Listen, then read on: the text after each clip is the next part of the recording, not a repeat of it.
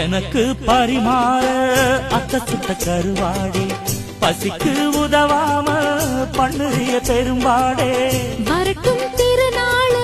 மாமனுக்கு இல போட பழுத்த பழத்துலதான் வண்டு வந்த தொலை போட நாளு என்னடி நாளு சட்டென்று சம்மதம் கூறு தோளு ரெண்டையும் சேர்த்து சொல்லணும் சங்கதி நூறு மனசில் உறங்குகிற உணர்ச்சிகளை உசுப்புரியே